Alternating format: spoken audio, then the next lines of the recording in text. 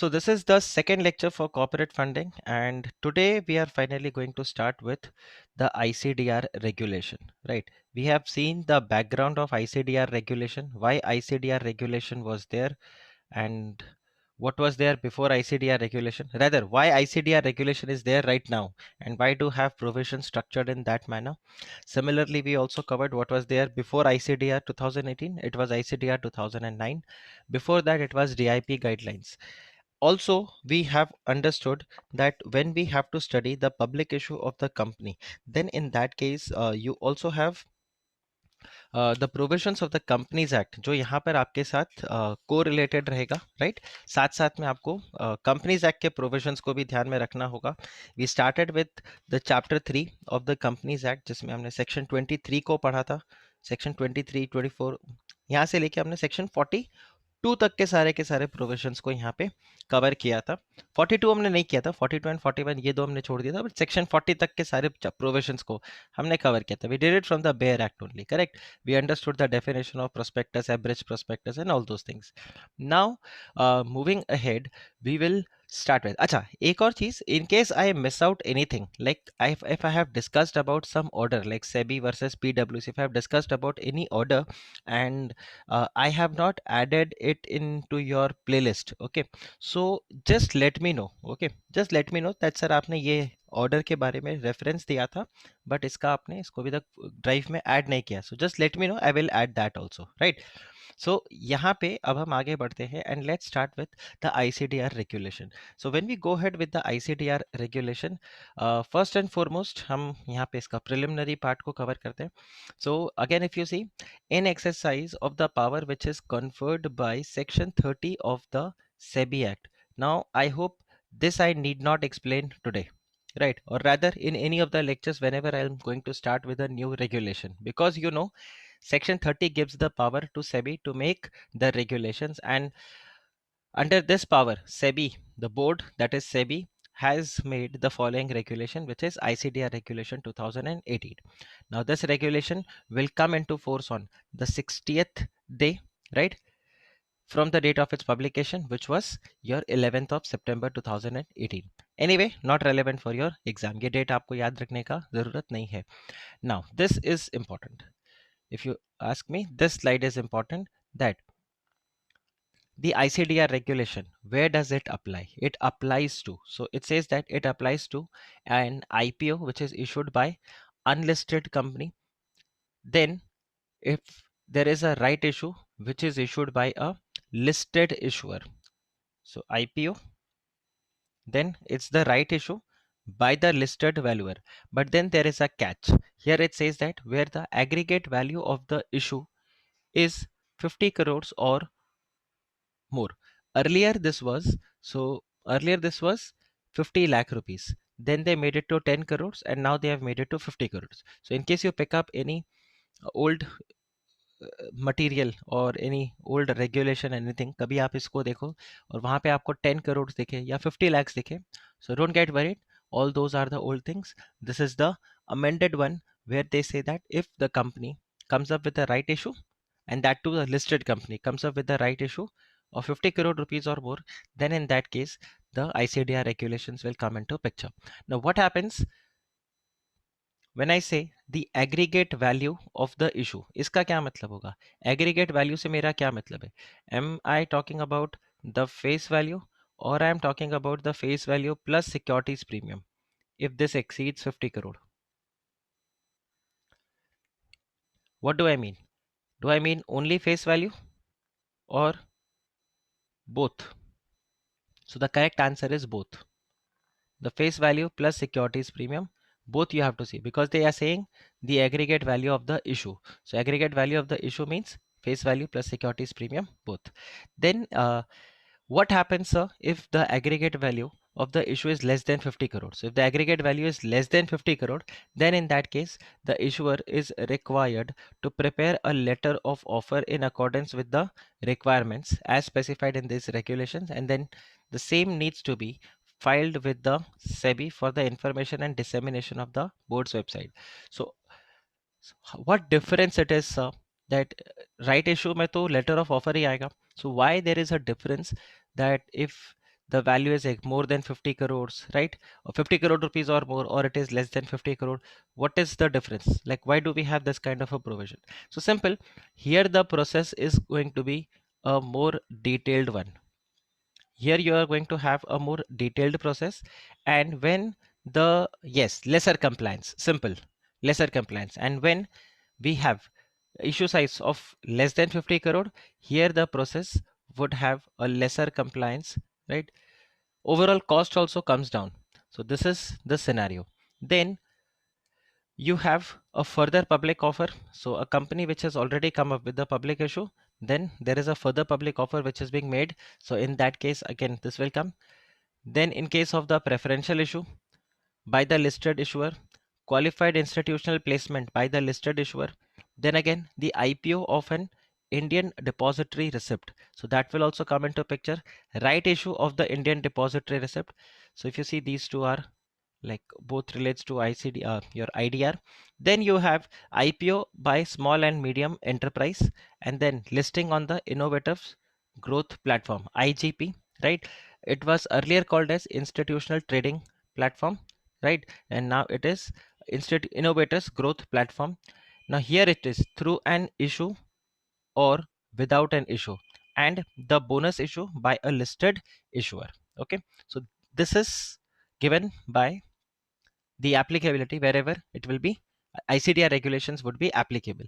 अब अगर आप देखो तो हमें एक एक टर्म को यहाँ पे समझना होगा. So ये आपका पूरा लिस्ट है, कंप्लीट लिस्ट है. Just remember this can be asked in your exam. However, professional level पे ये क्वेश्चन नहीं पूछा जाना चाहिए, but you never know, you may be given this question in the exam. So ये आपको ध्यान रखना है. अब हम यहाँ पे एक एक टर्म को डिस्कस करते हैं, राइट? सो आप ये देखो. अच्छा, also यहाँ पे एक proviso है, and this proviso says that these regulations shall not apply for the issue of security. So we know ICDR is all about the issue of security. So here they say that these regulations shall not apply to the issue of securities under clause B, D, E of sub-regulation 1 of regulation 9 of the takeover regulations. Now what happens? देखो, takeover regulation में you have a acquirer and you have a target company, right? So acquirer trigger करेगा in this target company, which is वो 25%, basically 3-1, 3-2, 3-3 और regulation 4 और regulation 5, कहीं पर भी ये trigger हो जाएगा. So when this trigger is going to happen, this acquirer is going to come up with a public announcement for the open offer. Okay. Now, when he is going to give the open offer, when the acquirer is going to give the open offer, he is basically offering to the shareholders of the target company that you please surrender the shares of your company. I am ready to pay you a purchase consideration. Now, this purchase consideration can be in the form of cash. This purchase consideration can be in the form of securities also. So what they have mentioned here under clause B, under clause D, and under clause E, it is all the securities. Okay, so when the securities are issued by a acquirer company pursuant to the public announcement, right, of the open offer, when he triggers, in that case the acquirer need not comply with the ICDR regulation. Now reason being, when this person is going to give a public announcement, he is also going to come up with a detailed public statement.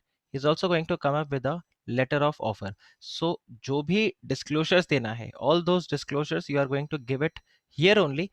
Therefore, in order to have duplication of the compliance work, they have this proviso that if the shares are being issued pursuant to this trigger under the public announcement for the open offer, in that case ICDR regulations will not be applicable. Okay, of course this acquirer needs to be a listed company. Like technically both of them needs to be a listed company, because if this company is a listed company only, then it will be a target company, and acquirer is also a listed company, then they are issuing the securities.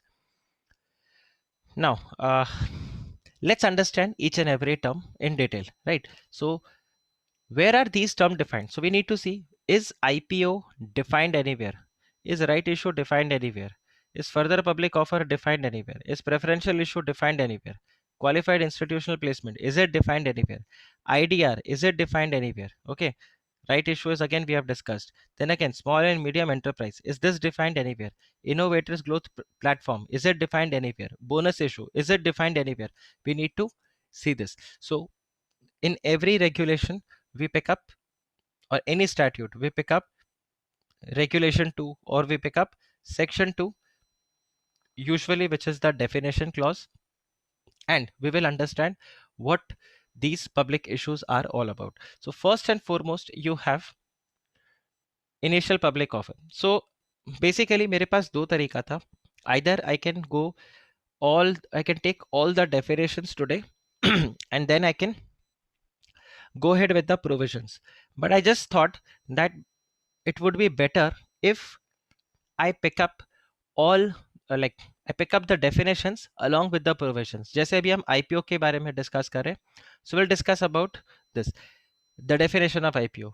Tomorrow, when we will discuss about the promoters or something, we'll discuss the definition of promoter there and then. So जैसे जैसे words आएगा वैसे वैसे उसका definition clause मैं आपको यहाँ पे snippet करके दे दूंगा and we'll discuss that definition.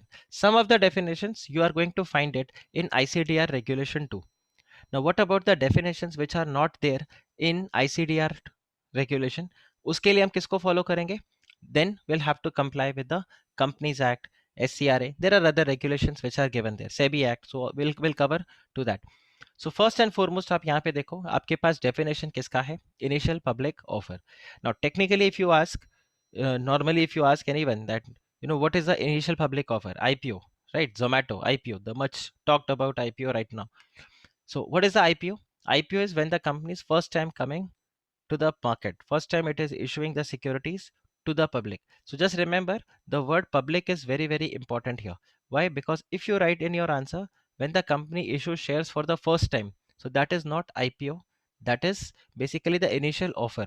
When the company issues the securities to the public for the first time, that is called as initial public offer. And in that initial public offer, आपको ये भी ध्यान रखना है, it is done by an unlisted issuer. So just remember these wordings. When the securities also, it is not just shares. एक और myth होता है that IPO जो है वो सिर्फ shares का होगा. Just understand यहाँ पे word क्या use किया हुआ है, specified securities. So we need to know what is this specified securities. So initial public offer means an offer of specified securities by an unlisted issuer to the public for subscription. Okay, and it also includes an offer for sale for the specified securities to the public by any existing holders of such specified securities in an unlisted issuer. So basically IPO के आपके दो legs आ जाएंगे यहाँ पे. ये हो जाएगा, one is when the company is making the fresh issue of the securities. See, lot of the things you have already studied in your executive. So शायद आपको आज के लेक्चर में ऐसा लगेगा कि yeah, in some of the lectures you will feel that अरे sir ये सब तो आता है, right? But I'll start from the scratch as if you have not studied ICDR before. You are studying it right now only. Okay, so I'll pick up each and every concept in that manner. So IPO में यहाँ पर आपको देखा the fresh issue of securities, or it can be an OFS. Now, why there is a distinction between two? Now, of course, I'm not asking what does fresh issue means, what does OFS means. That we know. In fresh issue, ये हमने last class में भी discuss किया था. Fresh issue is company is issuing new shares, correct? And OFS के अंदर the shares are issued. Basically, the shares are transferred by the existing shareholder. Now, I'm not asking you इन दोनों में difference क्या है, but I just want to know why we have a bifurcation between these two methods.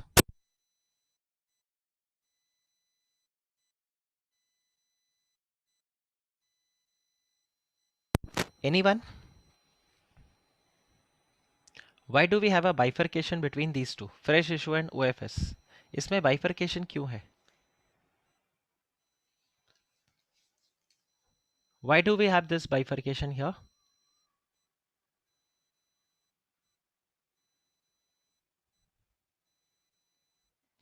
Sohail ने यहाँ पे बोला है public can be given securities by way of transfer also. Okay, so you are asking, correct? Basically OFS में there is going to be an existing promoter or an existing investor who is going to transfer the shares? He is transferring the shares. Company is not coming up. So take it this way. This is IPO by company, right? Take for example Zomato only. So here, if it's a fresh issue, so ये subscriber को shares company देगा. And अगर ये IPO bye OFS है, so basically let me just make a proper diagram of this.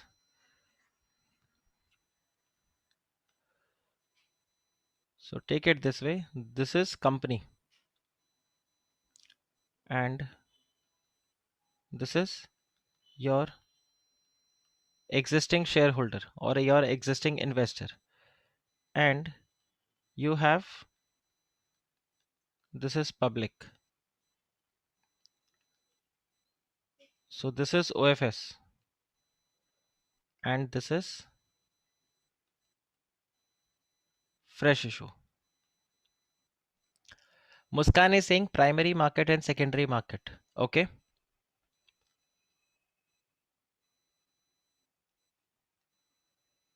See, why do we have classification between public company and private company?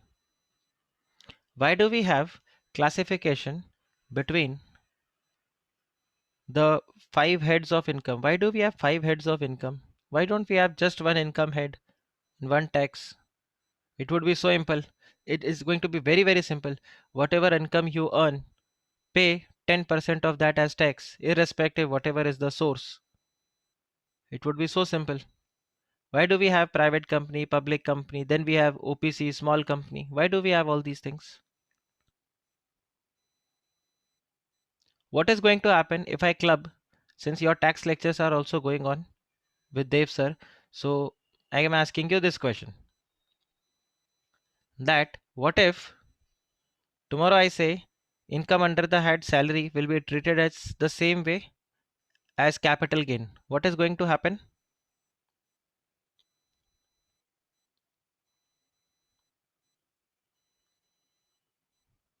You'll say, so both the nature of a salary income and the nature of capital gain, both are different. You cannot treat both of them the same way. Correct? Wrong tax liability. Correct? Or let's say income under the head business and salary, if that is treated as same, then again there is a problem, because in business there are so many expenses which is to be incurred. In case of salary, those expenses are not there. So you have a different treatment for that distinction. So law में जभी भी bifurcation create होगा, that is because of distinction, right?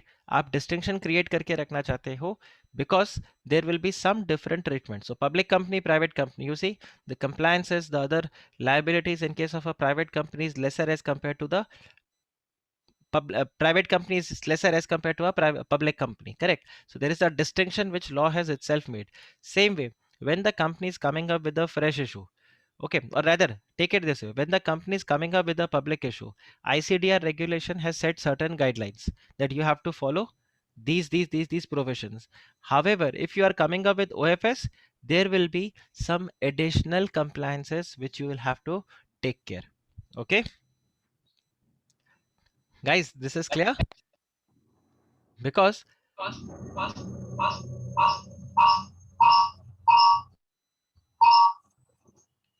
Okay so या सो आप यहाँ पे एक चीज चेक करो, ओएफएस जब यहाँ पे आ रहा है, ठीक है, तो ओएफएस में company is not giving the share, right?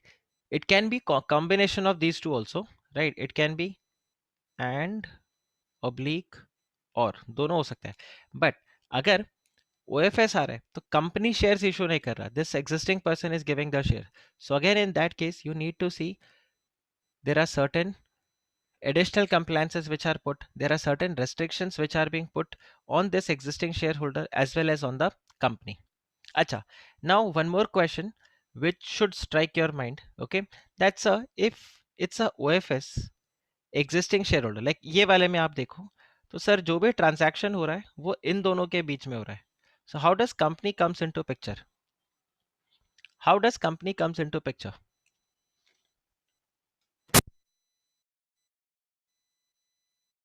यहाँ पे समझ में आता है क्योंकि कंपनी शेयर्स इशू कर रहा है. how does here company comes into picture? Because in case of OFS, okay, in case of OFS, company यहाँ पे क्या करेगा, इन existing shareholders को opportunity देगा. So privately they are not interacting with the public that देखो हम यहाँ पे आपको shares देंगे. They are not interacting with the public privately. Company is coming up to the public, company approaches to the public, company goes to SEBI, company does all the compliance work, just that the transfer of shares takes place by these existing shareholders and not by the company. So just keep one more thing in mind, that it's not a private contract between the existing shareholders and the public. And therefore, if there is anything wrong that happens, even in case of OFS, the company cannot say that, we are not responsible, हमने थोड़ी ना shares दिया था, या हमें थोड़ी ना पैसे मिले थे, we are not getting anything, because company is the facilitator. It's because of company these existing shareholders are able to give the exit opportunity, and it's because of this company which has come up with the IPO, the public is able to give the shares to the existing shareholders or purchasing the shares from the existing shareholders. ये point आपको समझ में आया? Is this point clear? IPO, fresh issue, OFS, ये concept clear हुआ? Okay. Next आपके पास यहाँ पे टर्म आता है. So see the first term that we have already discuss, that is IPO. Oh I had kept a blank slide here, I forgot, could have written it here only, clean रहता. But anyway, just understand that IPO by a company, and this company is going to be an unlisted company, and here it is the fresh issue, and next is your OFS. Okay, now both the cases company is going to be liable, and that is the reason even in case of OFS, the liability, criminal liability, civil liability for stating anything wrong in the prospectus still lies on the unlisted company, irrespective whether it was a fresh issue or it was a OFS. Okay. Also, one more thing, in case of OFS, who is going to bear the expenses of the public issue? See, when it is a fresh issue, company is getting the money. So company is going to incur all the expenses, right? So all the expenses are incurred by the company, and it is also borne by the company. In case of OFS, who is going to incur the expenses?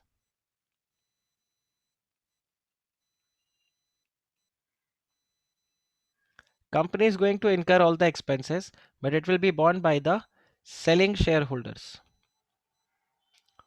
who is actually getting the exit opportunity. So technically, these selling shareholders are going to reimburse the company whatever expenses the company has incurred with respect to the issue of the shares.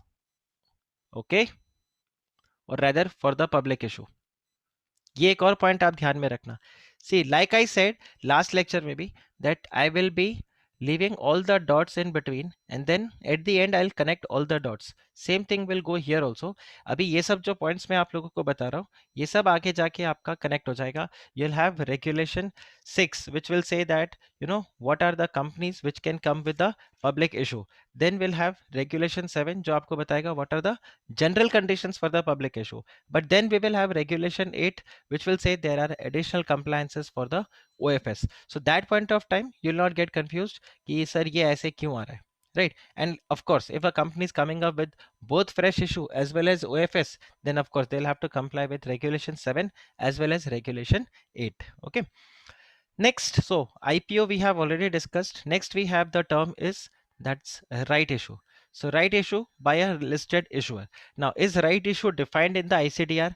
Yes, right issue is defined, and it says that right issue means an offer which is of the specified securities given by the listed issuer to whom? To the shareholders of the issuer as on the record date fixed for the said purpose. Okay. Now what do you mean by this record date? What do you mean by this record date? So we have a concept of something called as book closure. We have a concept of book closure, and in this book closure we keep a record date also. And record date is being set for all the corporate actions, so that we get to know that as on this day or as on this date, who are the shareholders of the company. Okay, who are the shareholders of the company? Yes, who are the members of the company, the register of members, ROM. यहाँ पे book closure होगा, and we know that who are the shareholders of the company, who are the members of the company. And why do we want to know that? Because they will be entitled for all the corporate action. So just remember, whenever there is going to be a corporate action, in that case the company is first going to do the book closure. Book closure determine the record date, and as on that day it is going to determine who are the members of the company, and ultimately these members would be entitled. These members would be entitled to the corporate action, and that's how the right issue will be determined, that which shareholders are going to get the shares of the company. Then you have the definition of further public offer. Now further public offer के अंदर यहाँ पर आपको बता रहे offer of specified securities by the listed issuer. Now there is a change here. The shares are given by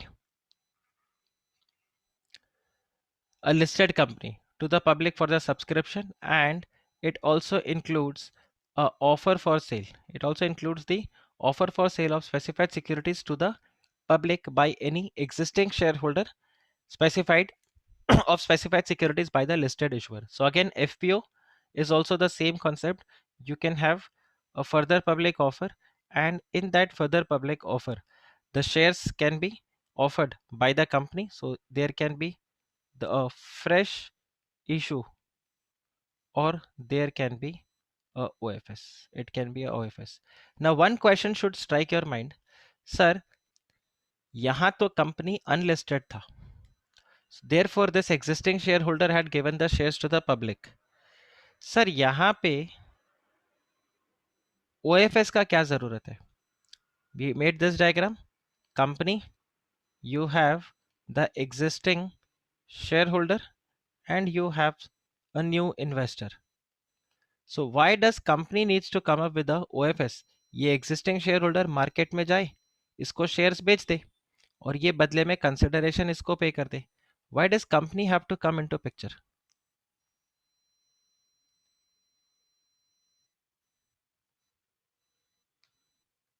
Why does company needs to come into picture? Point समझ में आया आपको question? That IPO में fresh issue OFS समझ में आता है. Why do we have a concept of OFS in FPO?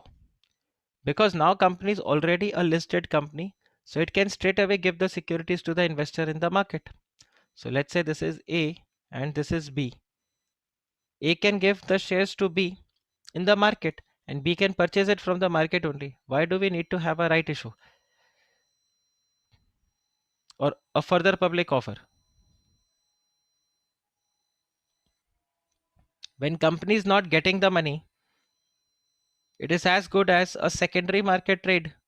So if it's a secondary market trade, why does company have to come up with the issue, and why cannot they trade it in the market itself? Question समझ में आया आप लोगों को? क्या आपको ये question समझ में आया?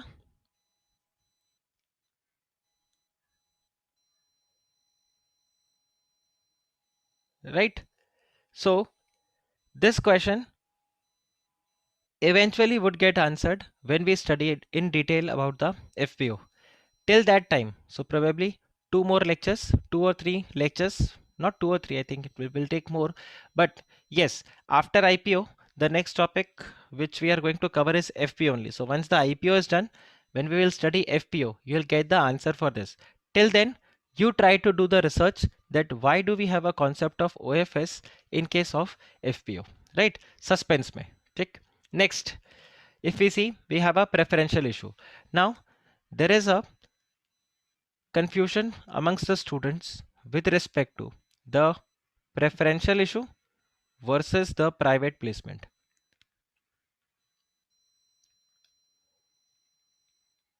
Preferential issue of course companies act में अगर आप देखो तो सेक्शन 62 से गाइड होता है, and private placement is by section 42. So what is the difference between private placement and preferential issue? What is the difference between private placement and preferential issue? One is the kind of securities which you are going to issue. Okay. So in case of preferential issue, you are going to issue certain kind of securities, right? And in case of 42, section 42, you will issue certain kind of securities. These certain kind of securities can be same. Preferential issue may be और यहाँ पे भी. But then there are certain securities which you cannot issue in preferential issue, but you can do a private placement of that. So this is one difference. However, when we study preferential issue in detail, I'll tell you which are the different kinds of securities. Otherwise, अगर आप देखो, the concept is same. There are many similarities and there are very few differences between preferential issue and private placement. So आप अगर यहाँ पे देखो preferential issue. So preferential issue means an issue of specified securities by a listed issuer to any select person or group of person on a private placement basis. So here if you see, preferential issue also includes private placement, but just remember that there are certain securities which you issue on private placement basis which will not be covered in the preferential issue, right? In accordance with chapter 5 of these regulations, and it does not include. So preferential issue means and it does not include. It does not include if you are issuing the shares by way of ESOP or ESPS, or if there is a issue of sweat equity share or depository receipts for the purpose of issuing any foreign securities, right? Foreign securities in the sense, if you are going to issue ADR, GDR, or let's say any other security which will be again further converted into equity shares of the company, so that will not be covered here. So preferential issue में ये सब आता है. And again, if you have studied section 62, just go and check section 62 in detail. There you have a separate provision for ESOP, you have a separate provision for right issue, and then clause C comes up with the preferential issue on a private placement basis to a select group of person. So preferential issue के लिए भी यहाँ पर आपको bifurcation यहाँ पे मिल जाएगा. So what happens in case of preferential issue? The shares are issued to select group of person on a private placement basis, and these are not included when you issue shares to your employees and when you are issuing shares to the depository receipts for the purpose of depository receipts. If you are issuing shares, again that will also not covered in the preferential issue. Now, why there is a distinction? Because for the employee stock option, issue of sweat equity shares, so all these you have a separate regulation. So you need to comply that separate regulation and not the preferential issue. Similarly, for depository receipts, you again have a separate section in the ICDR itself, right? In the ICDR itself, not in the ICDR, rather ICDR covers only IDR. So basically in the Companies Act, you have a separate provision with respect to the issue of depository receipts. तो यहाँ पर आपको इसको इधर include करने का जरूरत नहीं पड़ेगा. Okay. Thereafter, we have qualified institutional placement, QIP, right? QIP is again the issue of eligible securities. Now, if you see, there is a slight difference. Here they had used the word specified securities, और यहाँ पे जो वो word use कर रहा है, that is eligible security. So, not all securities can be issued on qualified institutional placement. One thing is this. Now, what is this eligible security? Of course, जब हम QIP को पढ़ेंगे, we'll be covering all these points in detail. So, जब हम QIP को पढ़ेंगे, वहां पर ये point आपको ध्यान रखना होगा, eligible securities. So, just understand that if a company wants to give the public issue, right issue, or let's say FPO of any securities, they can do that. Preferential issue, any securities can be done, but it should be again specified there. But for qualified institutional placement, there will be only few securities which will be called as the eligible securities. Not all securities would be eligible for the QIP. So QIP means the issue of eligible securities by a listed issuer to the qualified institutional buyer on a private placement basis, and includes an offer for sale of specified securities by the promoter or promoter group on private placement basis in terms of these regulations. So can I say that qualified institutional placement is not a public issue? Can I say qualified institutional placement is not a public issue? This is not a public issue, right? Because in both the case, you're getting a word on a private placement basis. And again, if you see, the shares are issued to a select group of investors only, that is qualified institutional buyer. So if you are doing a QIP, that has to be a done to a qualified institutional buyer. So how does it make a difference? तो आप ये देखो, let's say company is coming up with a, let's say, right issue. Okay, company is coming up with a right issue. The size of right issue is, let's say, 70 crore rupees, out of which 30 crore rupees, okay, this is being given to the qualified institutional buyers and 40 crores is to others. Correct. Now tell me, will ICDR be applicable here or not? Because we have read that in case of right issue, the limit is what? It's 50 crores. In case of right issue, the limit is 50 crore, right? Now, can the company say that no, since we are issuing 30 crores to the qualified institutional buyers out of this 70 crores, so exclude this 30 crores and just see we have 40 crores which is others. So this is less than 50. So the provisions of right issue will not be applicable here. We have to do lesser compliance. Got my question? ये समझा आप लोगों को?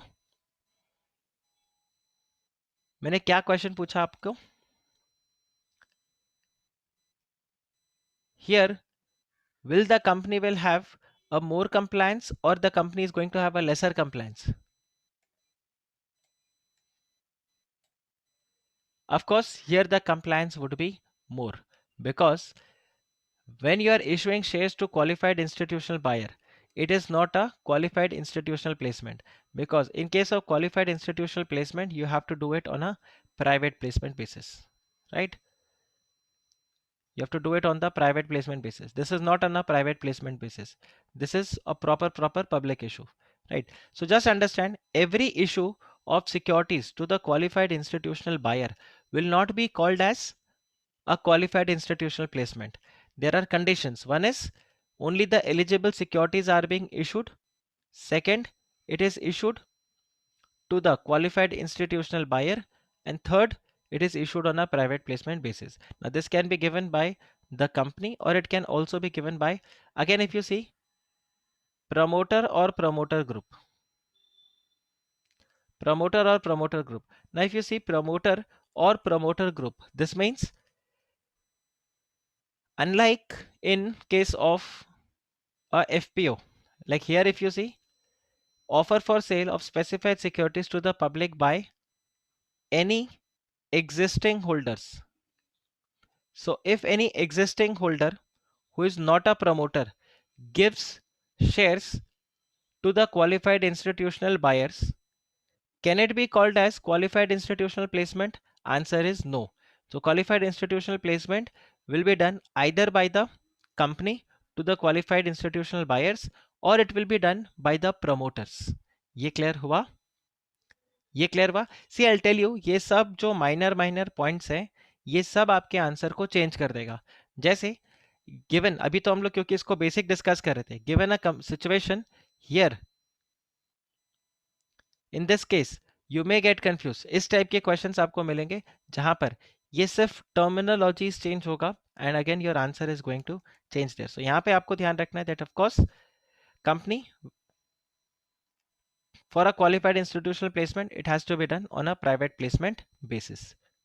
Then next आपके पास यहाँ पे आता है, okay, who is a qualified institutional buyer? I think this slide I missed it. Yeah, so qualified institutional buyer. So qualified institutional buyer, this is again an important definition. Try to remember this chart. It is important. Try to remember this chart. It says that qualified institutional buyer में आपके पास एक mutual fund होगा. You can have a venture capital fund. You can have a alternate investment fund, or you can have a foreign venture capital investor which is registered with the board. So basically the funds, then you have the foreign portfolio investor other than the individual corporate bodies and family offices, because institutional है, so ये institutional investors के अंदर नहीं आते. Then you have the public financial institution, scheduled commercial bank. Then you have the multilateral and bilateral development finance. then you have the State Industrial Development Corporation, then again an insurance company, then again you have a provident fund, but यहाँ पे एक limit है that the provident fund should have a minimum corpus of 25 crores, which is not there for any other type of the buyer. Then again you have a pension fund with a minimum corpus of 25 crore. Then again a national investment fund, which is set up by the government of India. Then again you have the insurance fund, which is again managed by either Army, Navy, or the Air Force for the Union of India. Then again insurance fund, which is set up by the Department of Post, and systematically important non-banking financial companies. Now, what are systematically important NBFCs? Those NBFCs whose asset size is greater than or it is equal to 500 crore rupees.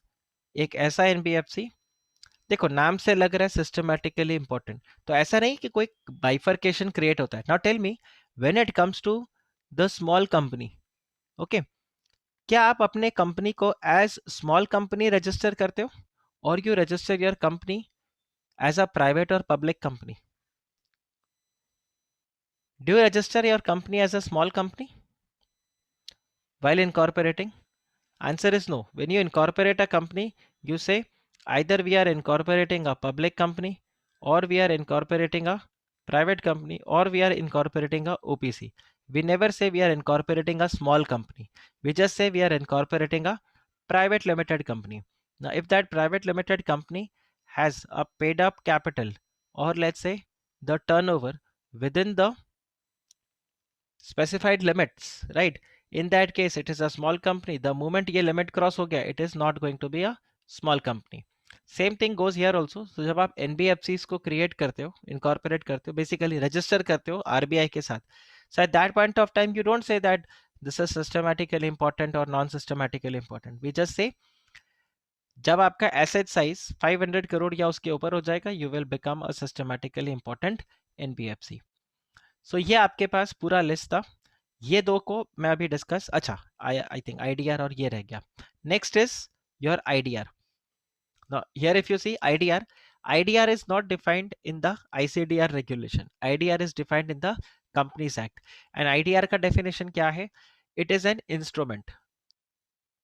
IDR is an instrument which is in the form of depository receipt created by domestic depository in India, and it is authorized by a company incorporated outside India making the issue of such depository receipt. Now, answer this question: is your IDR, Indian Depository Receipt? Can you say Indian Depository Receipt is a securities? Does it come into the definition of securities?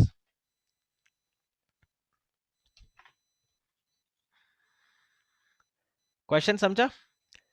हमने अभी तक देखा था specified securities, eligible securities. IDR में word क्या use हुआ है? It's an instrument. Now when I say it's an instrument, is IDR a security? क्या आईडीआर एक सिक्योरिटी है?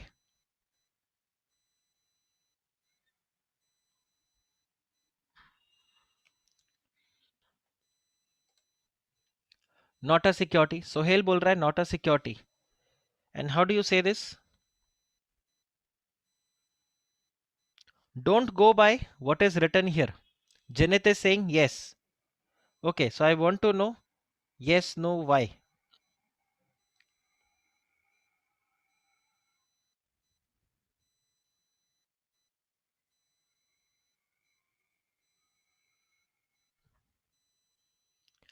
Why? Is Indian Depository Receipt, is it a security?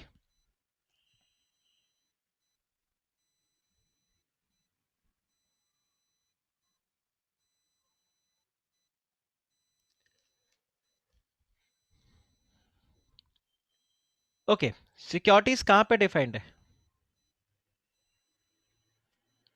Securities कहाँ पर defined है? SCRA, correct? Right. So section 2, clause H, correct. Security is defined in section 2, clause H of SCRA. क्या वहां पे IDR है?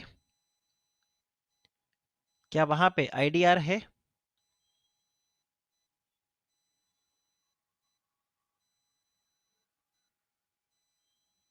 आपने अगर नोटिस किया, सो वी कवर्ड सेक्शन 23 से लेके section 42. This was for your public issue, correct? इसमें 3 कैटेगरीज है, मतलब एक्ट में 2 कैटेगरीज आपको मिलेगा. One is from section 23 till section 41 and you have section 42 for private placement. So this was part 1 and this is part 2. Thereafter if you see, there are bifurcation in this also. Section 23 से 40 and section 41 इसके लिए अलग से rules है and section 42 के लिए आपका अलग से rules है. In the act you have this bifurcation. Pooja is saying IDRs are the derivative instruments and that's why they are covered in the definition of securities. So how are IDR derivatives? Now what is derivative? आपने एक और term यहाँ पे add कर दिया, derivatives. So what is an derivative?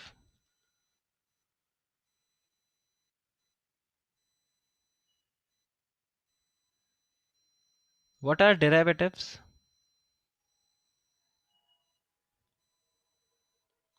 Unmute करके बोल सकते हो चैट सेक्शन के अलावा. You can also unmute and you can answer. So what are derivatives? So they are issued with an underlying securities and Okay, equities. So that is why. okay. So what is that underlying security?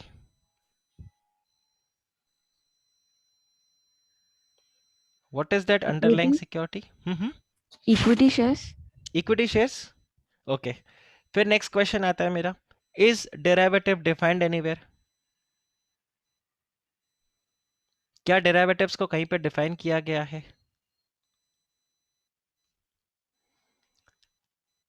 Is derivative defined anywhere? Answer is yes. In the same SCRA you have section 2 clause AC which defines derivative.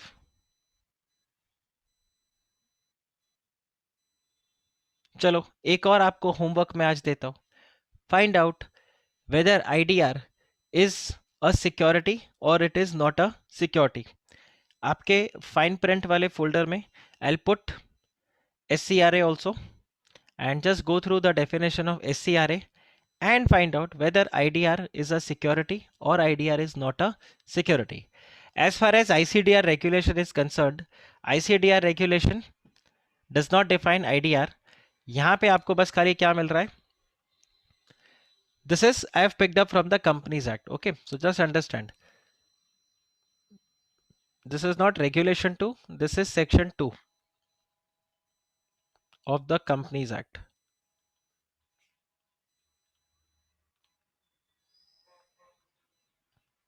Section 2 of the Companies Act, this defines IDR. So IDR means any instrument in the form of depository receipt created by a domestic depository, and it is authorized by the company to incorporate outside India and make the issue of the depository receipts to the overseas investor. Anyway, you have time till the time we don't start with the IDR. Once we study the IDR, issue of IDR, वहां पर ये मैं फिर से detail में discuss करूंगा. But just understand that these are the points and we have to study it in this fashion. Anyway, so right issue and IPO of IDR will cover it the same way. Right issue, since I have already discussed with you, so I'm not discussing the definition again. Then you have small and medium enterprise, SME. Now what is there in SME? So before we go ahead with SME, we need to understand the concept of stock exchange. So stock exchange has got two parts. Okay, the stock exchange is going to have a two parts. One is the main board and the other is called as the SME platform. Okay, so every stock exchange, This STX is my short form for stock exchange. So stock exchange is going to have two part. One is going to be the main board and other is going to be the small and medium enterprise exchange. So there are certain companies which get listed on the SME platform and they don't get themselves registered on the main board. Later on, they can go from SME to the main board. So there is a certain limit, right? If they cross that limit, they have to migrate to the main board. And sometimes the company can also come from the main board to the SME platform. Now, issuing the securities on a small and medium enterprise platform is comparatively cheaper as compared to the main board. So sometimes these companies do not come on the main board directly, they come on the SME platform, perform well there, and from there they migrated to the main board. So just see, stock exchange means any recognized stock exchange having a nationwide trading terminal chosen by the issuer on which the securities of an issuer are listed or proposed to be listed for the purpose of the particular issue of specified securities under these regulations, but other than SME exchange. Why? Because SME exchange is defined and there is a separate platform, there is a separate rules and regulations. So again, if you discuss why do we have these two boards, again because of the word distinction. हमने यहाँ पे distinction करके रखा है, इनके compliances अलग है, इनके compliances and requirements अलग है. So SME exchange is a trading platform of the recognized stock exchange having a nationwide trading terminal permitted by the board, that is SEBI, to list the securities and issue in accordance with chapter 9, and it includes the stock exchange which has been granted the recognition for this purpose but does not include the main board. So stock exchange does not include the definition of stock exchange, do not include the SME exchange, and the SME exchange do not include the main board. Okay, so ये आपको यहाँ पर ध्यान रखना होगा. Both BSE and NSE they have separate SME exchange and उनका जो SME trading platform है वहां पर कंपनीज एक्चुअल में लिस्ट होते हैं, ठीक है, और उस पर ट्रेडिंग होता है वहां पे. Then we have innovators growth platform and bonus issue. ये दो को मैं अभी डिस्कस नहीं कर रहा हूँ. इनोवेटर्स ग्रोथ प्लेटफॉर्म हम बाद में डिस्कस करेंगे. Bonus issue we know that it is basically the capitalization of the reserve. So this is a very easy topic, so इसको मैंने यहाँ पे अभी डिस्कस नहीं किया है. Now since we have covered these provisions, now we are going to start with the initial public offer on the main board. Now do you understand, this is on the main board and this is not on the SME exchange. अब आप यहाँ पे अगर check करो तो जो chapter 2 है वो डील करता है पूरा आपके IPO को. इसमें टोटल 9 पार्ट्स है. Okay, this chapter 2 has got total of 9 parts where your part 1 deals with the eligibility requirements, that which companies are eligible to come up with a IPO. Then your part 2 deals with the convertible securities and the warrants. The warrants and convertibles. Then in the third part, you are going to find the concept of promoter contribution. The third part of this is going to have a promoter contribution. ये सब अपने को detail में cover करना होगा. Then in the fourth part, we are going to find the requirements of lock-in. The lock-in requirements would be there and there will be restrictions on the transferability. Then your part 5, this deals with the intermediaries, appointment of intermediaries, जहाँ पर आप merchant banker को appoint करोगे. Then you are also going to appoint, let's say, underwriters and the other intermediaries. Okay, and also the compliance officer. You're going to appoint the compliance officer here. Then again, in the sixth part, if you will see, you are going to get disclosure requirements and filing of the documents. तो जो आप DRHP वगैरह file करते हो वो सब आपको यहाँ पर मिलेगा. So this is going to be the disclosure requirements and the filing of offer documents. Thereafter, you have chapter number 7, which deals with the pricing requirements, price and price band and all those things. Then we will have chapter 8. इसके बाद जो भी बचेगा वो सब आप यहाँ पे जो conditions and जो आपका पूरा process है, basically this is going to be the process, and इसके बाद जो भी बचता है आपका वो आपके चैप्टर 9 में चला जाएगा, which is your miscellaneous provisions. So ये आपका चैप्टर 2 है आईपीओ का. लगभग ऐसा ही स्ट्रक्चर आपको किसके लिए मिलेगा, एफपीओ के लिए भी मिलेगा.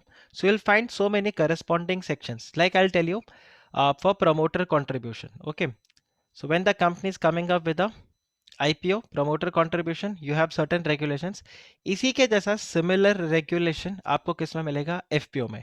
So when we are going to study IPO, we are going to be very very slow while doing this, because while you are studying for IPO आप ये ध्यान रखना आपका automatically FPO के provisions भी prepare हो रहे हैं.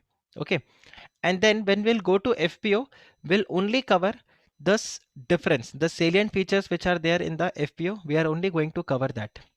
ये point आया आपको समझ में? Smart work. Okay, IPO FPO the process and all are going to be same. So बहुत सब चीज आपको यहाँ पे same मिलेगा. We'll study IPO in very much detail, right? This will be a detailed one. But when we are going to study FPO, this will not be so detailed. Why? Because most of the provisions would be covered while we are doing IPO. तो FPO में अगर हम उसको glans भी करते जाएंगे तो हमारा काम हो जाएगा. And in FPO we are only going to focus on the distinct point. ये आ रहा है आपको समझ में? Guys, this point is clear? Okay. So let's start with this initial public offer on the main board.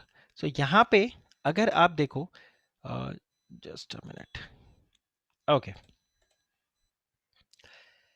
यहाँ पे सबसे पहले आपके पास आता है Regulation 4. So Regulation 4, again like part 1 I said this is for the eligibility requirement. So we'll cover part 1 today. So यहाँ पे एक आपको आ रहा है reference date. Now why this reference date is important? Because you have to see the eligibility requirement of the company which is coming up with the public issue. Whether that company should be allowed to come up with the public issue or that company should not be allowed to come up with the public issue. Right? So आप ये eligibility कब का check करोगे? Like how do we say that if you have to apply for this particular course, or if you have to apply to the election commission to get your voter ID card, और कहीं पर भी ऐसे रहता है तो ये कहते हैं ना as on this date, like SEBI का जो एग्जाम होता है उसके अंदर भी रहता है लाइक कोविड टेस्ट. अच्छा हाँ, आज की डेट में तो कोविड टेस्ट के अंदर भी हो गया like 48 hours from the collection of the sample. Remember यहाँ पे बात हो रहा है that you need a negative Covid report of 48 hours from the travel, but 48 hours from when? From the collection of sample, or 48 hours from the report. Your travel should happen within what? So earlier it was from the report, now they have made it from the sample. So it is very important to know that eligibility requirements आप कहाँ पर check कर रहे हो. So eligibility requirements आपको मिलेगा यहाँ पे. So unless otherwise provided in this chapter, an issuer making initial public offer of the specified securities shall satisfy the conditions of this chapter as on the date of filing of the draft letter of offer or the draft offer document with the board, and also as on the date of filing of the offer document with the ROC. So sir, what if after filing the offer document with ROC they are not complying with the provisions? कोई problem नहीं, then there is no problem. Okay, we have separate provisions for that. But when the company is coming up with a public offer, what is the reference date? The reference date are two. One is when you file the draft red herring prospectus, or let's say the draft offer document to the SEBI, plus when you file the final offer document, right? The final offer document या final prospectus जब आप ROC को file करते हो, ये दो date पे आपका एलिजिबिलिटी क्राइटेरिया मीट होना चाहिए. आप बताओ, is this clear? Is this clear? Right. अब then you have regulation 5, which says that there are certain entities which are not allowed to come up with a public issue. So what are the companies which are not allowed? So if the issuer or any of its promoter or promoter group or the directors or the selling shareholders are debarred from accessing the capital market by the board.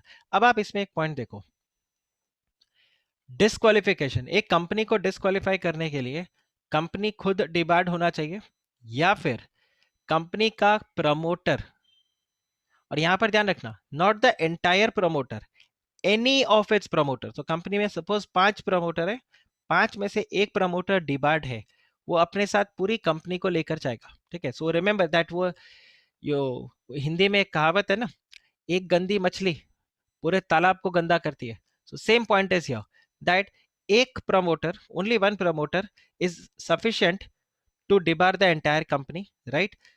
Not to get it listed. Now, again, a classic point that I can discuss with you all here. You see Vijay Mallya. You see Vijay Mallya. He was the promoter of Kingfisher Airlines. He was also the promoter of United Breweries. Yes or no? Later on, Vijay Mallya was disqualified when Kingfisher Airlines had stopped his functioning and all, and he was made as the fugitive economic offender, right? So Vijay Mallya was technically debarred from accessing the capital market, correct? But what about United Breweries? Was United Breweries also debarred from accessing the capital market just because the promoter of the company is debarred? Answer is no. United Breweries was going on. And here is when the reference date comes into the picture. Guys, is this clear? Guys, is this clear? जो मैंने आपको थोड़ी देर पहले अभी बताया था कि एक बार ये दो डेट पार हो गया, then even if you do not qualify, there is no problem. But जिस दिन फाइल कर रहे हो, now if let's say there is another company by Vijay Mallya, let's say uh, mm, United Kingfisher Airlines. Now, if this company wants to come up with a public issue with Vijay Mallya on board as the director or let's say the promoter of the company, now this company will not be allowed because ये existing listed company नहीं है. So company shall not be eligible to make a IPO if the issuer or any of the promoter or any person from the promoter group or the directors or the selling shareholders, right? So if Vijay Mallya is a shareholder of a company, can that company, and he's not a promoter, okay, he's not a promoter, can that company come up with a public issue? If I say there is another company, let's say ABC Limited, and in this ABC Limited, Vijay Mallya is a shareholder. He's not the promoter, he's just the shareholder, and ABC Limited wants to come up with a public issue. क्या ABC Limited public issue ला सकता है? Answer is yes, provided Vijay Mallya should not be the selling shareholder if this company is coming up with a public issue by way of OFS. Is this clear? If the company is coming up with a public issue by way of OFS and Vijay Mallya is the person who is going to offer the shares, then SEBI would say, sorry, ABC Limited, you cannot come up with a public issue. But just because Vijay Mallya is the shareholder of the company, you cannot say that ABC Limited will not be allowed to come up with a public issue. Yes, he can keep the shares. He can keep the shares with him. Vijay Mallya can continue to hold the shares, but he'll not be able to do anything. And otherwise, if you see, if a person has been debarred from accessing the capital market, this means he cannot buy the shares, he cannot sell the shares, he cannot even pledge the shares. Basically, he cannot deal with the shares in any manner. Okay, so Vijay Mallya के लिए ये restriction आ जाएगा, but that restriction will not fall on to the company. Why? Because he's just the shareholder. However, if he is on board as the director or if he is the promoter or if he is the one who is going to come up with the OFS, right, for the company, he's the one who is going to sell the shares, then company will not be eligible to come up with a public offer. Then second is if any of the promoter or a director of the issuer is promoter or director of any other company which is debarred from accessing the capital market. Now, ABC Limited has a director, let's say Sohail. Okay, Sohail is director in ABC Limited. Sohail is also director in PQR Limited. Now, ABC Limited is debarred from accessing the capital market.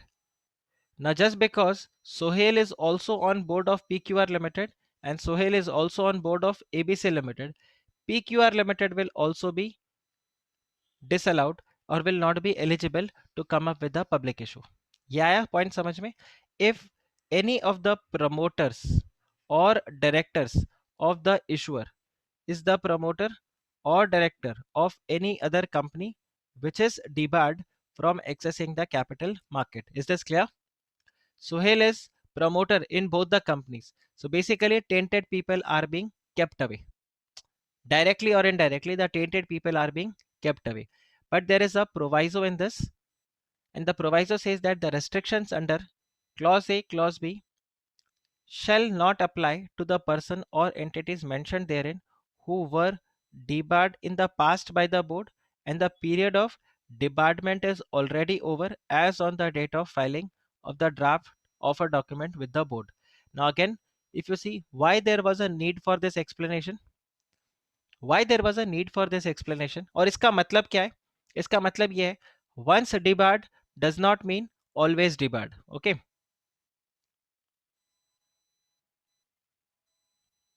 once debarred does not mean forever. You are debarred forever. Simple. Sohail was basically the promoter of the company ABC Limited, which was debarred, and they were debarred for, let's say, 3 years. Now this 3-year time period is over. After 10 years, this PQR Limited is coming up with a public issue. Now just because 7 years back, 10 years back, Sohail was the director of a company which was debarred, will you say PQR Limited you cannot come up with a public issue? Answer is no. इस तरह से तो सोहेल का career खत्म हो गया, right? तो ऐसा नहीं है. It is that if that period of debarment is over, then the company can come up with a public issue. Then in that case, even ABC Limited can come up with a public issue. Tomorrow, if Kingfisher Airlines starts its operation, everything goes well, then you cannot say that Kingfisher Airlines was once debarred, or let's say Vijay Mallya is ready to pay all the money, and even government of India accepts that. SBI also accepts that okay, you pay all the amount because after you were one of the biggest scam that had happened, 7,000 crore, right? So sir, no, Satyam was 7,000 crore, Vijay Mallya was 10,000, approximate 10,000 crore. It was 9 crore, 9,000 something crore. So approximate 10,000 crore. After you, there are so many people who have crossed 50,000 crores, 15,000, 20,000, 25,000. Your cousin Nirav Modi, cousin in the sense, in terms of economic terms, Nirav Modi, Mehul Choksi, 11,000 crore, 23,000 crore. So your scam looks very simple. It looks very small. So please pay the money. We'll excuse you. And the department and everything is being done away. Then in that case, if Vijay Mallya comes up with a public issue, he will not be debarred. The company will not be debarred. Okay. So once the debarment period is over, then in that case, the company can come up with a public issue. Then आपके पास यहाँ पे 2 points और आते हैं, that if the issuer or any of its promoter or the director is a willful defaulter, and then you have fugitive economic offender. Now मजे की बात यह है कि इसके आगे कुछ भी नहीं लिखा. जैसे इन दोनों के आगे एक एक्सप्लेनेशन था,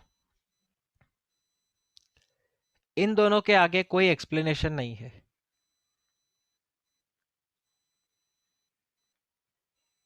There is no further explanation which is given which says that okay, willful defaulter, fugitive economic offender, एक बार आप ठीक हो गए उसके बाद में no. So once you are into this, so you are gone. So technically Vijay Mallya वाले केस में जो अभी हमने डिस्कस किया, once Vijay Mallya is being declared as a fugitive economic offender or he is considered as a willful defaulter, then again the company cannot come up with a public issue, right?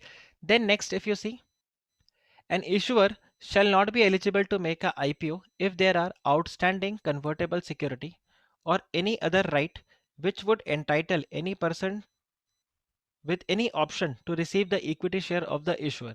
What does this mean? See, एक timeline बना के आपको मैं इसको समझा सकता हूँ. Here, let's say company has issued compulsory convertible preference shares. Company has issued convertible debentures. ये यहाँ पे issue कर दिया कंपनी ने. Okay okay. ये mature कब होगा? This will get converted on this date. So this is the due date of conversion. Company wants to file the DRHP to SEBI during this date. Can company do so? आप ये check करो.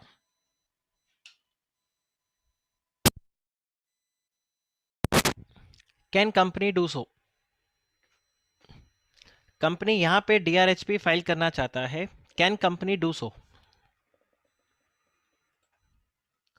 Answer is no. Why? Why? इसका simple reason क्या है? देखो, company सी ये हुआ जब कंपनी था अनलिस्टेड, और ये हो गया जब कंपनी हो गया लिस्टेड. हम आगे जाकर पढ़ेंगे इसमें दैट ये यहां पर अगर कोई शेयर होल्डर है, ठीक है, हाँ, so there is no problem. Sohail बोल रहा है that they will become holder of a listed company later. So क्या प्रॉब्लम है? कोई दिक्कत नहीं है. Just like any other holder, they will also become the holder of the shares. So इसका लॉजिक क्या है? इसका लॉजिक ये है that if you are the share holder, let's say दो जनों का यहाँ पे एग्जाम्पल लेते हैं. Let's take it this way. This is Sohail and this is Pooja, right? Now Sohail and Pooja are both the holders of the security when the company was unlisted. Now the company becomes listed.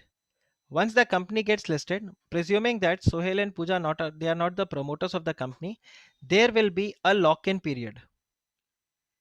There will be a lock-in period. There is going to be a restriction of 1 year. 1 साल का restriction आपका यहाँ पे आ जाएगा that Sohail and Pooja they cannot sell their shares for a period of 1 year. Logic समझ में आया?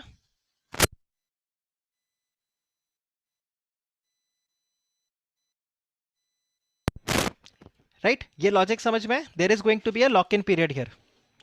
अब आप यहां पे चेक करो.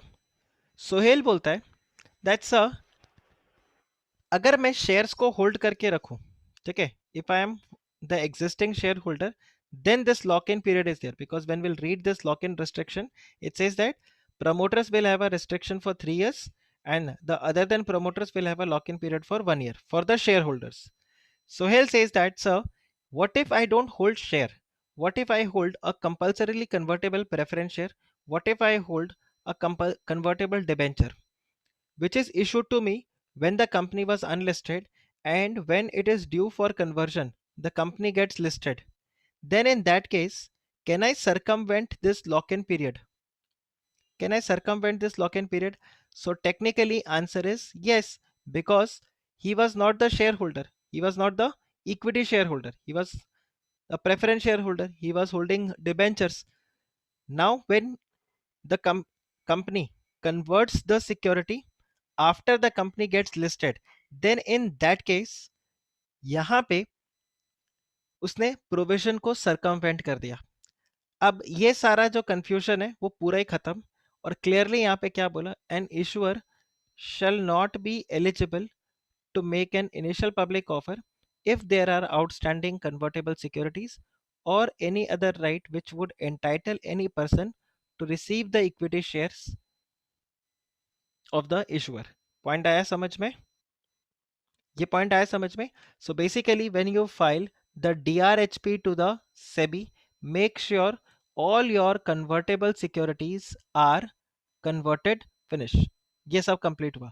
इसके अलावा दूसरा चैलेंज यहां पे क्या होगा? प्राइसिंग. दूसरा चैलेंज यहां पर क्या हो जाएगा? प्राइसिंग का. Quite possible I say that 1 CCPS okay, which is having face value of 100 rupees will get converted into equity share जिसका face value कितना है 1 rupee. Okay. Now at par भी अगर आप इसको convert करोगे तो आप एक प्रेफरेंस शेयर की जगह उसको कितने इक्विटी शेयर्स दोगे? You'll give 100 equity shares. Why? Because the face value is 100 of the preference and face value of equity is 1. सो यहाँ पे ये प्राइसिंग वॉर का चैलेंज आ जाएगा. सो इन सब के लिए सेबी ने क्या बोला कि आप जब DRHP फाइल कर रहे हो, make sure that there is no convertible securities which are pending in the company, ताकि ये सारा कंफ्यूजन नहीं हो और इस टाइप का कोई प्लानिंग भी नहीं हो सके. Otherwise what will I do? I will do all these sort of planning where I will issue the convertible security to me before the public issue, and after the public issue I will come up with a conversion of these securities, and this way I will get the benefit of the pricing and all. तो इन सब को circumvent नहीं कर सकेंगे. हाँ, lock in period हो गया and even pricing, दोनों दोनों पर्पस यहाँ पे आपका फुलफिल नहीं होगा. यहाँ पर अच्छा खासा फ्रॉड हो सकता है, मैनिपुलेशन हो सकता है, प्राइस मैनिपुलेशन हो सकता है. मेरा पब्लिक इशू आया, लेट्स से सपोज करो 700 रुपीज में, ये जो कन्वर्जन हो रहा है this is getting converted into let's say 200 rupees only. अब आप देखो 200 एंड 700, तो यहाँ पे 500 का पर शेयर बेनिफिट मिल गया. So the shareholders who are subscribing your shares in the public issue, they would be like यार ये तो हमारे साथ तो धोखा हो गया, इनको आप शेयर्स 200 में दे रहे हो. Why? Because they are holding a convertible security.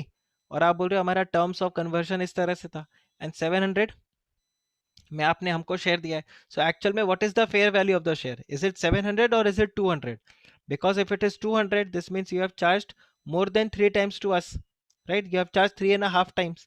And if it is 700, then you are underpricing the share and you are giving it for 200, which is again not allowed. So जो broad principle, forget the rule, understand principle. The principles will again get questioned if these sort of arrangements are made. So therefore SEBI has said that not allowed. इस type के arrangements आपको allowed ही नहीं है. Is this clear? Now if I say let's say Sohail is employee of the company और उसको यहाँ पे ESOP दिया गया है. Sohail is the employee of the company और उसको यहाँ पर ESOP दिया गया है. Now tell me, और ESOP का भी वही same scenario that after the company will get listed, फिर ये ESOP आपका एक्सरसाइज होगा. क्या यहाँ पे रेस्ट्रिक्शन लगाना सही होगा या गलत होगा ESOP वाले केस में? तो यहाँ पर सेबी बोलता है कि it is fine.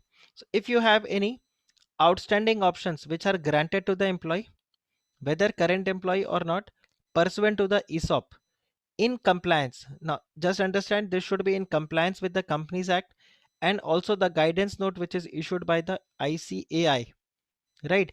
In that case आपके लिए exemption available रहेगा. नहीं सोहेल, गलत नहीं होगा, क्योंकि यहाँ पर आप ऑलरेडी एक रेगुलेशन को कंप्लाई करते हुए आ रहे हो, एम्प्लॉयज को आप दे रहे हो, this is absolutely fine. In fact अगर आप अभी जोमेटो और में भी देखोगे तो ये रहेगा. And in fact I tell you, in lot of the unlisted companies they retain the employees through this way only. हाँ, नहीं अलाउ करना गलत होगा. ये एक तरीके से इंसेंटिव भी होता है एम्प्लॉयज के लिए. ओके, दैट आप अनलिस्टेड कंपनी में रहो, जिस दिन कंपनी लिस्ट होगा आपके सारे स्टॉक ऑप्शंस का वैल्यू बहुत ज्यादा हो जाएगा. So same thing goes here.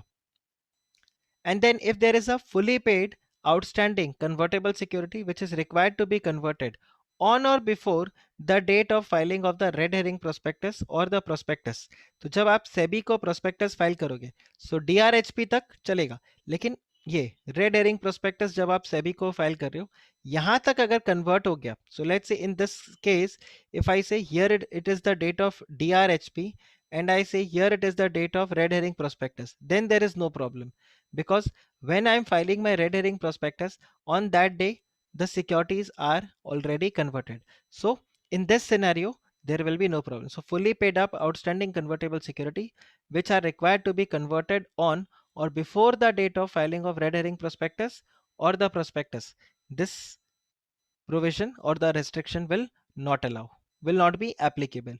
Is this point clear guys? Is this point clear? Yes, sir.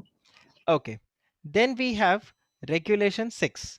Now what does regulation 6 say? Regulation 6 say that 5 आपको जहां पे बता रहा था that there are certain grounds on which you will not be eligible. Regulation 6 आपको यहाँ पे eligibility का ग्राउंड बताता है ना, यहाँ पे वो आपको 4 कंडीशंस बता रहा है। So if you fulfil these 4 conditions, then you can come up with the public issue.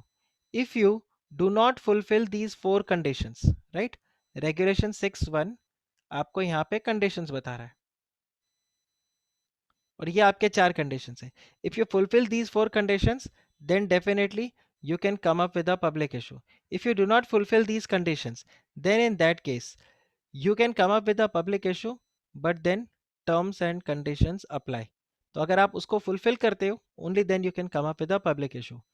But remember, if you comply with these conditions, 6(1) को आप comply कर रहे हो, ये चारों conditions आप comply कर रहे हो, but there is a non-compliance of regulation 5, then can you come up with a public issue? Answer is no. So there is a twin requirement.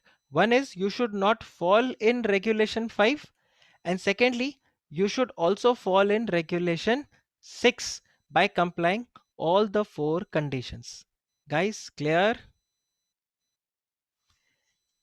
Guys ये वाला पॉइंट क्लियर हुआ? देखो मैं फिर से इसको रिपीट करता हूं, आप ये देखो, regulation 6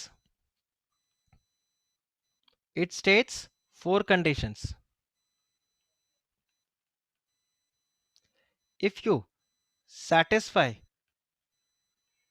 these 4 conditions, then you can come up with a public issue. But if you do not satisfy, then in that case you can still come up with a public issue, but subject to terms and conditions apply. However, in both the cases,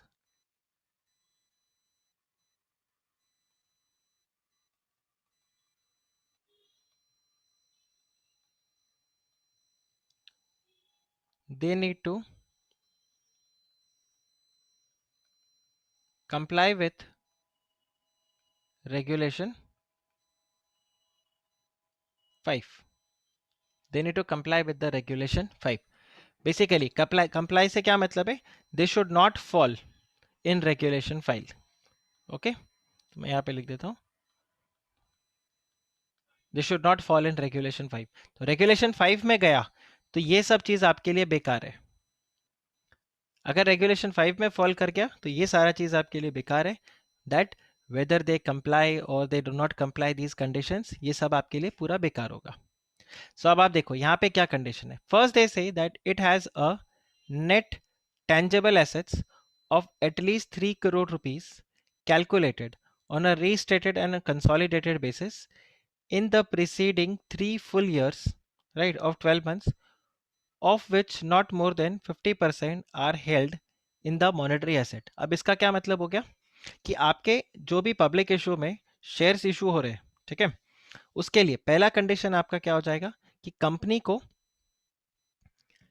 जो उसका net tangible assets है that should be at least 3 crore rupees. Now intangible assets यहाँ पे आपका नहीं आएगा, तो आप अगर बोलोगे मेरे पास कॉपीराइट है, पेटेंट है, ट्रेडमार्क है, वो सब यहाँ पर काउंट नहीं होगा।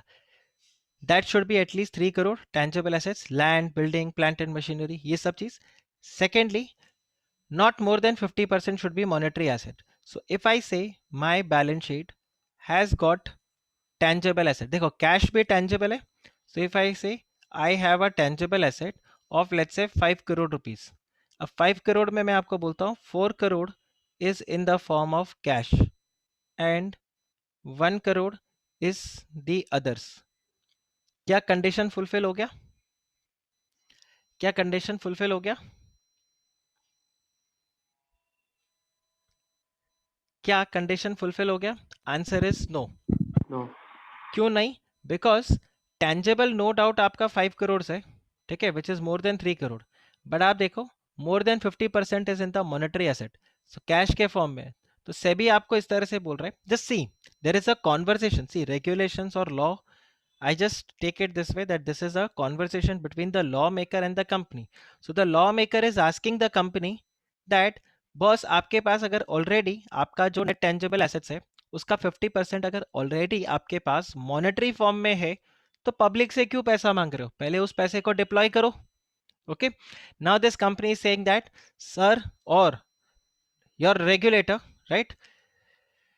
द ओनली प्रॉब्लम इज, हमें जो प्रोजेक्ट में पैसा लगाना है वहां पे 10 करोड़ रुपीज लगाने हैं, तो मेरे पॉकेट में 4 करोड़ ही है ना, I can not invest 4 crore, I need to invest minimum of 10 crore there, and therefore I am coming up with a public issue, जिसमें मैं पब्लिक से कैश यहाँ पे रेज करूंगा and I am going to invest in that. So SEBI will be like, acha, okay, so there is a reason why you have more than 50% in the monetary asset form. So this, see, provided if more than 50% of the net tangible asset is held in the monetary asset and the issuer has utilized or has made firm commitment to utilize such excess monetary asset in its business project, then there is no problem, you can come up with a public issue. Logic समझ में आया? पहला condition क्या बता रहा है आपको? Net tangible asset of at least 3 crore, okay, in each of the 3 preceding years.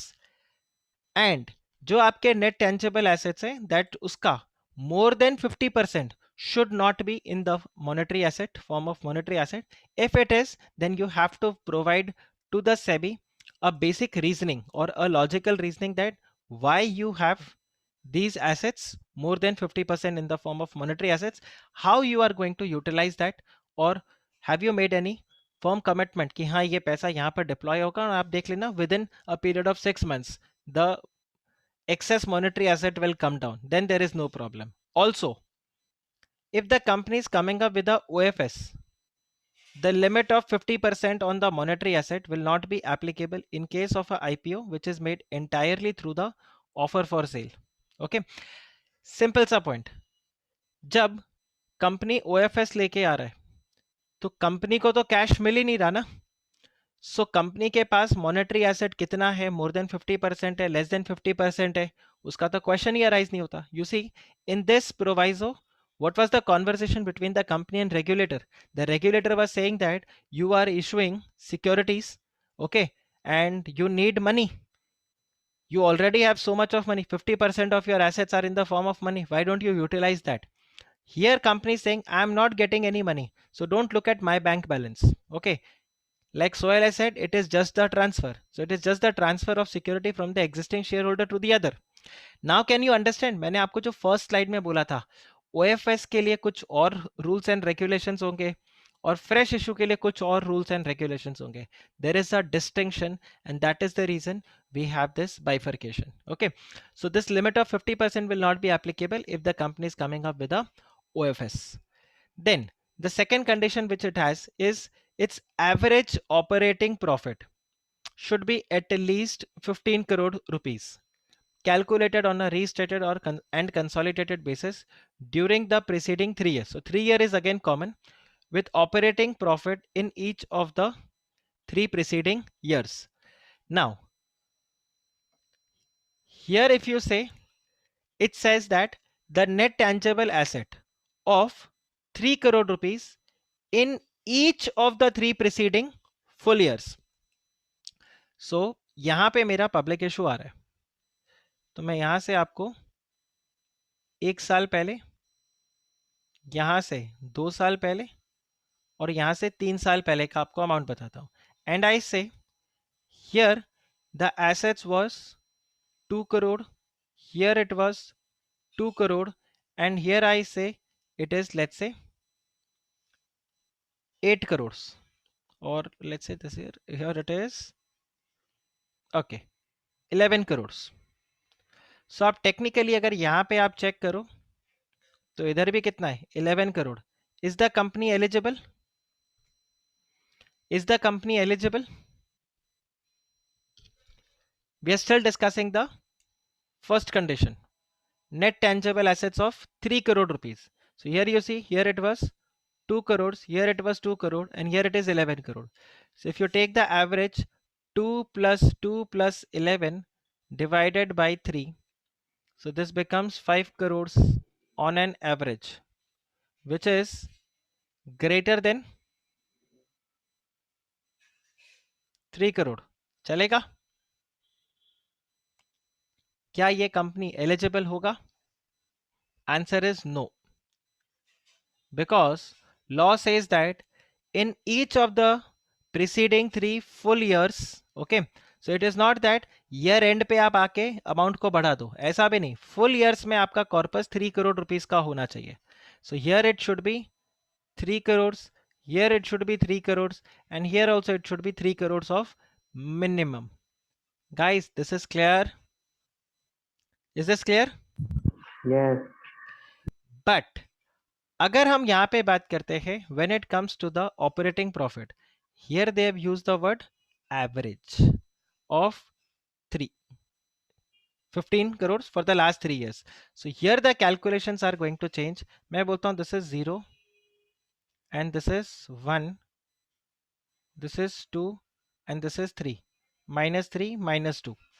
So if I say, let's presume यहां पर मेरे को प्रॉफिट था लेट्स से 1 करोड़ का, यहां पर प्रॉफिट था 1 करोड़ का, और यहां पर मुझे 91 करोड़ का प्रॉफिट हो गया.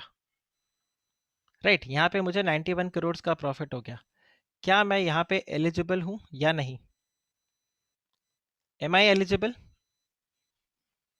सो here if you see 1 CR plus 91 CR divided by 3. So on average ये कितना हो गया? This becomes 31 CR, and this 31 CR is greater than 15 CR, so I am eligible here. Guys, this is clear? Guys, this is clear? ये Yes. वाला point clear हुआ?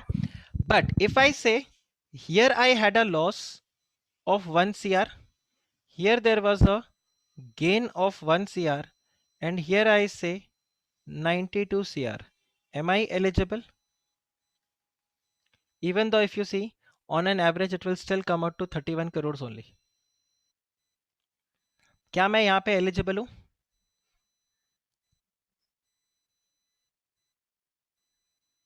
क्या मैं यहाँ पे एलिजिबल हूँ? Just read this.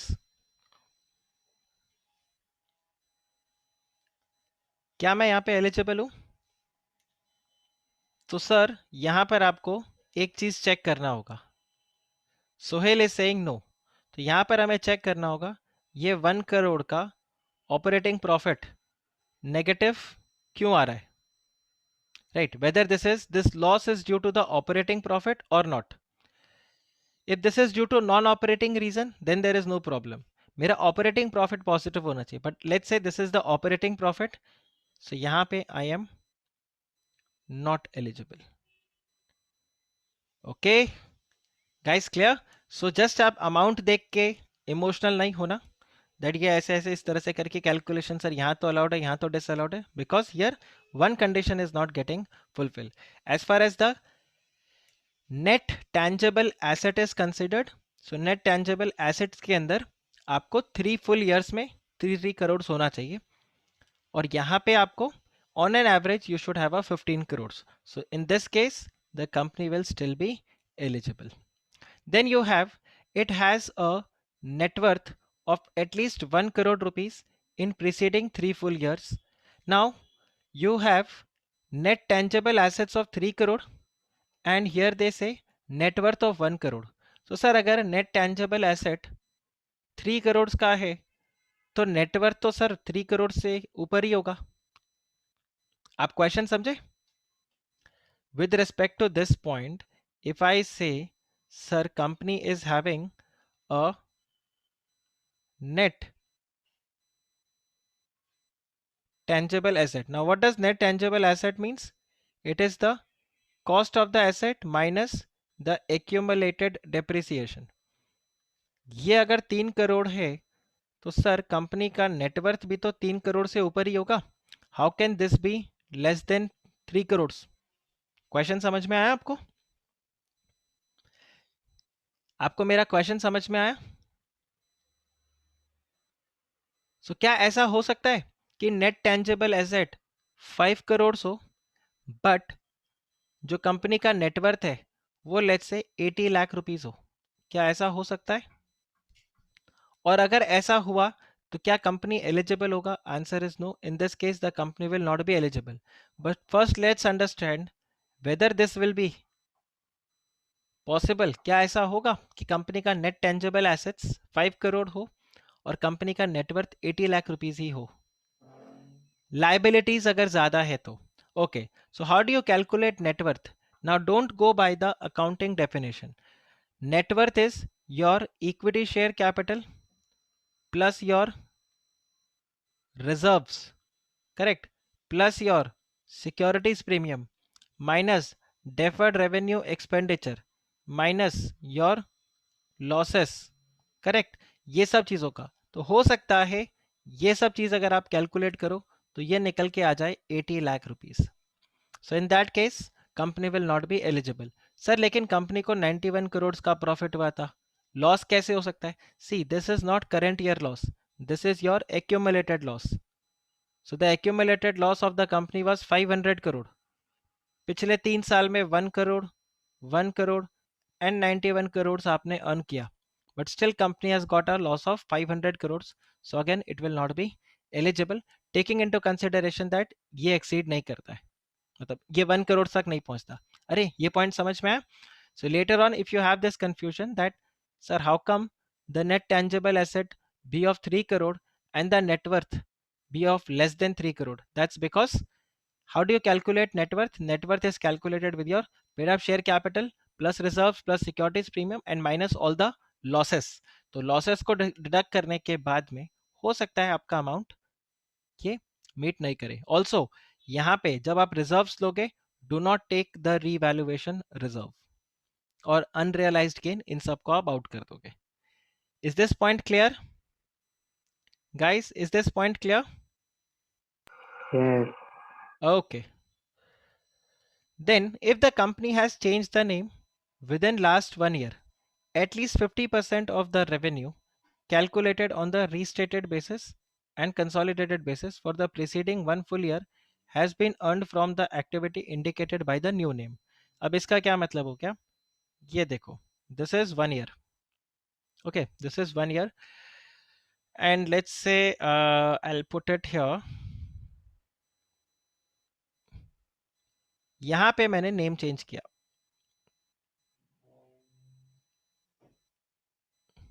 ओके, यहाँ पर मैंने नेम चेंज किया. ये पूरे टाइम का मेरा रेवेन्यू चेक किया जाएगा. सो this is -12 and this is 0 and let's say this is 4 months. सो ये पूरे 12 महीने का मेरा रेवेन्यू देखा जाएगा और उसको मैं कंपेयर करूंगा इससे. So if my total revenue is B and this is A, so I have to see A upon B. क्या ये 50% या उससे ज्यादा आता है क्या? Guys this is clear?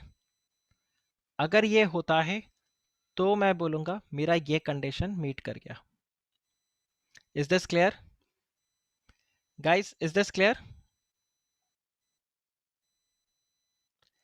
Name change, so we'll see the revenue. What is b? B is my total revenue from for the last 12 months and a is my revenue during this period.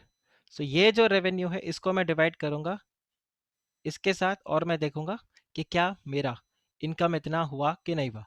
So if the name change has happened within last 1 year, then at least 50% of the revenue should be from this new activity or basically after the name change. All right.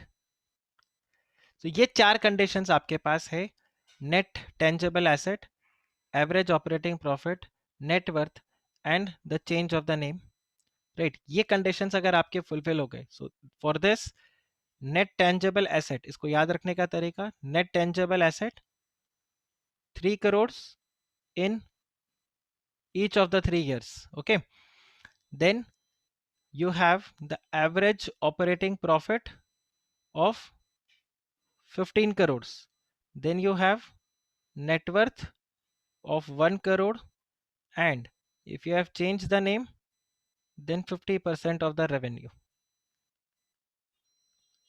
So ये conditions अगर आपके fulfill हो गए तो आप क्या बोलोगे? You are eligible under 6(1), and in that case you can come up with a fixed price issue or you can come up with a book built issue. But a issuer which is not satisfying the conditions specified in sub-regulation 1, a classic example like Zomato,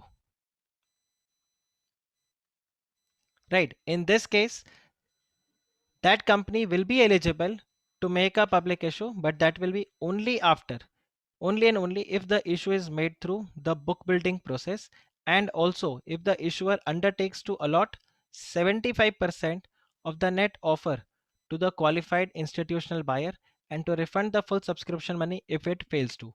So basically, a company which is coming up with a IPO and 6(1) को satisfy नहीं करता, तो उसके लिए दो condition यहाँ पे हो जाएगा.